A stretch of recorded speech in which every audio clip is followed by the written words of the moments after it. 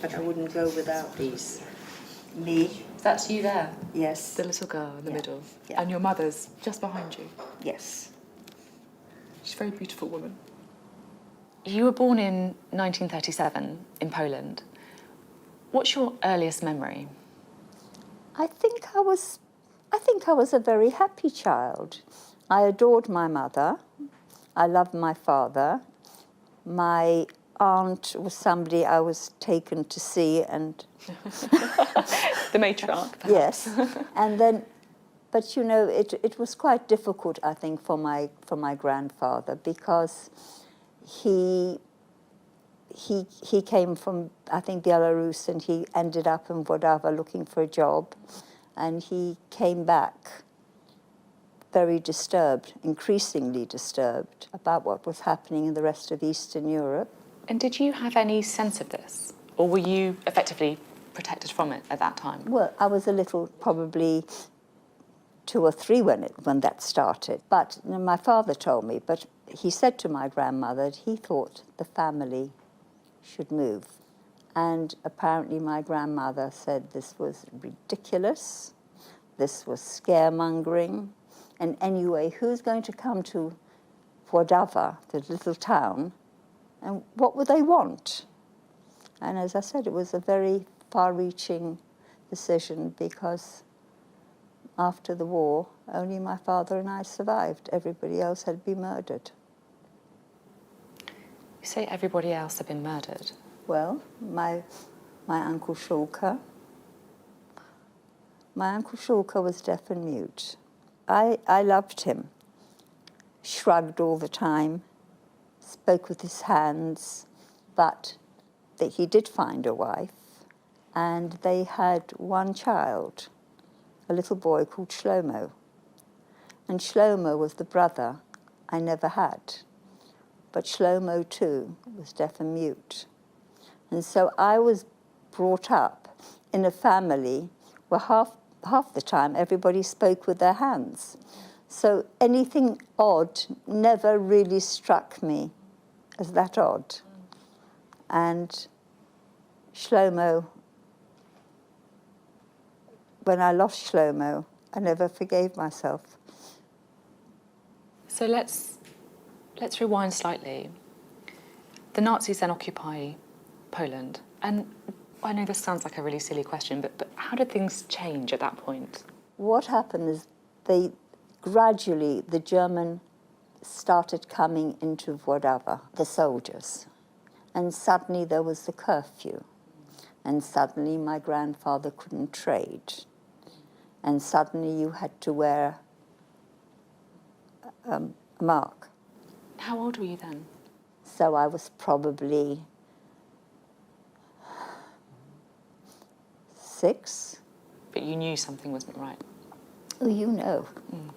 You know when you go into hiding suddenly. I remember suddenly my father and mother and I, with family split up, going into hiding because they heard there was going to be an action, which was a roundup.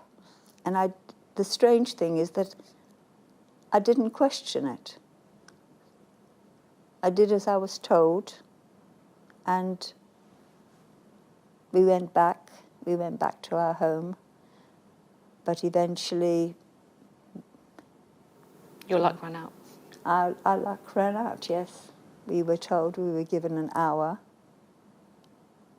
to pack whatever we needed to pack.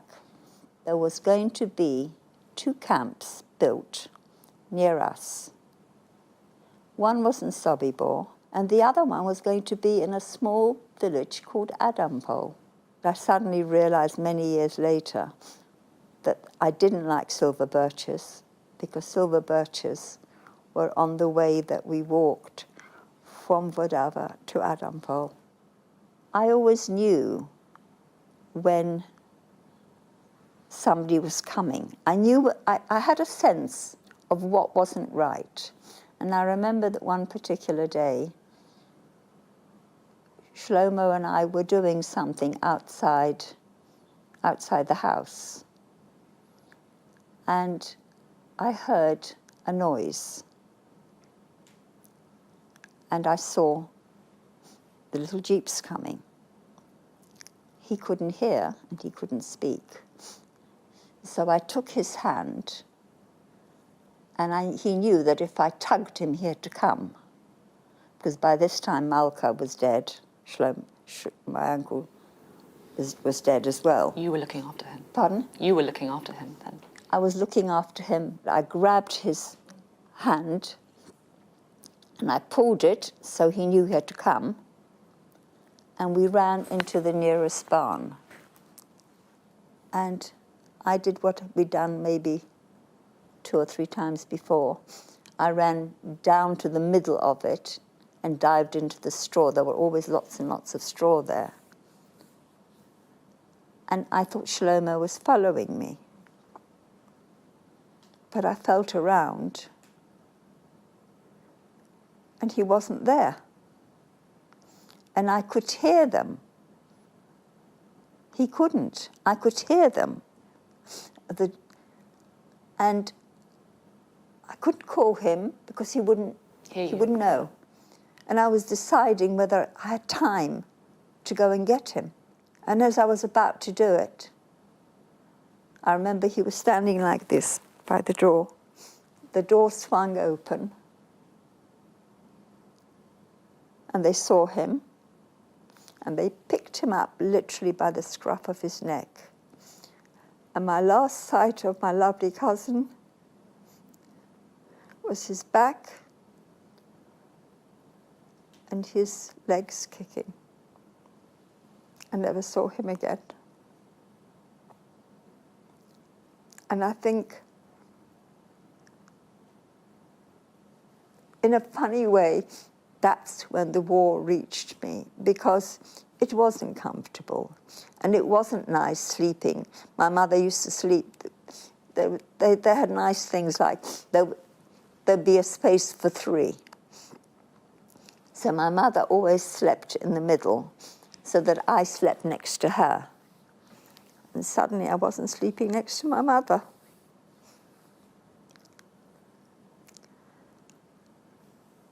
It was difficult. It was the last winter of the war, and I got sick.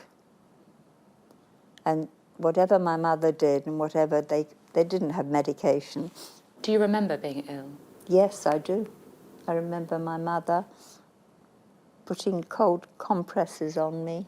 My mother was one of the world's givers, and she was very kind to everybody.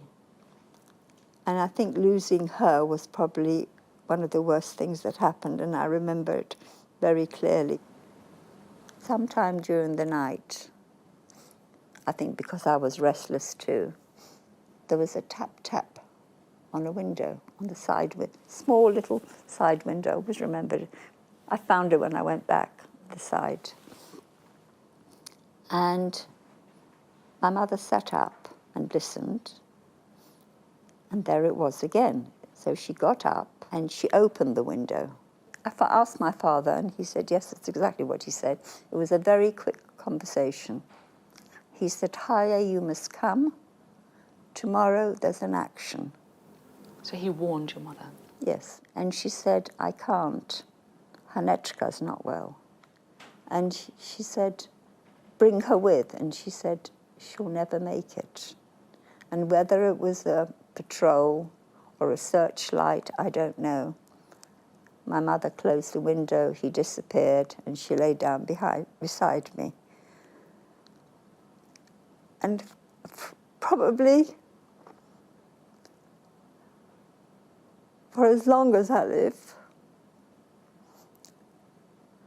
I will always wonder how she got through that night, how she made the decision she made, and was it right? I might have survived without her there. And if I didn't, they were young enough to have other children. But she lay down beside me, and we tried to sleep. And very early that morning, there were the usual sounds of the Einsatzgruppen. Jeeps, they always came from outside. Jeeps, yelling, screaming, roundups. And we were just lying there. And then suddenly there was a whack on the door. And my mother, with great dignity, got on her knees, took me in her arms, gave me a hug, a kiss, and with great dignity, I've always remembered, she didn't run, she didn't make a sound. She walked to the door, opened the door, and closed it firmly behind her. And I waited for her to come back, like she sometimes did. But she didn't come back. And there was more and more sound, and more noises, more yelling and screaming. And I decided I'd go and look for her. So I opened the door, and they were shoving them all in front of the well in the centre of the village. And at first I couldn't see her. Now my mother and I always made eye contact. And then suddenly I saw her, and they were lining them up in front of the well. And she was very calm, and she was talking to somebody. And I couldn't understand it. We always made eye contact. She didn't look back at the house. Did she see you, do you think? Of course. Yeah. Of course. She didn't look back at the house. She didn't look at me. She just did what they were saying. So I decided that I would go down and take a hand, the way I always did. And as I was about to go, and I was barefoot, somebody shouted an order, and they started to shoot. And I saw her fall, and I saw the blood on the snow. And in that, I always say, in that time, I absolutely grew up. I knew I mustn't make a sound. I knew what she had done and why she had done it. I couldn't believe it. And then I did a little bit of self-healing. I told myself that my mother was probably injured, and she pretended to be dead because it had happened that people pretended to, and they were saved. And of course my father had been there the night before. He actually couldn't get back, so he was in the barn the next morning, and he saw it as well. He couldn't do anything about it. And I convinced myself that she pretended to be dead, but she wasn't really, because she was with my father. And in a way, it helped me get through to the end of the war. And when my father and then that was quite traumatic, because people started, we were probably one of the last to be liberated. And people started coming out of the woods where they were hiding. There were lots of people living and hiding in the woods. But no one came for me. And then suddenly one day, there he was. There was my father. Dirty, skinny, but my father. He got hold of me.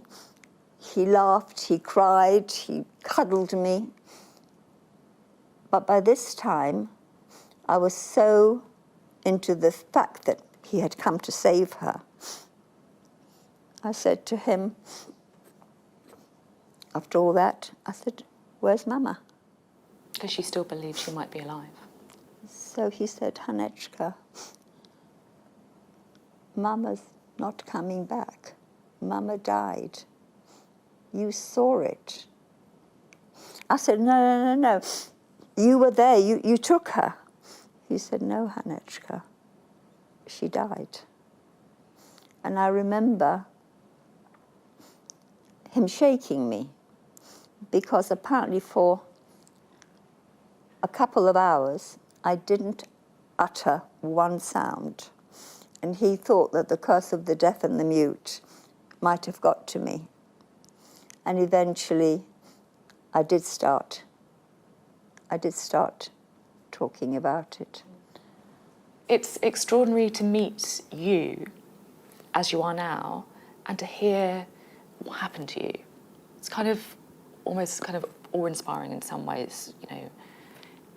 Your mother would be so proud of you as well, and she I think obviously so. made such a sacrifice. But And it's my revenge. It's actually my revenge for her and everybody else. and you speak of your story as well, don't you, through the Holocaust Education Trust in schools, and you tell it. Yes, yes.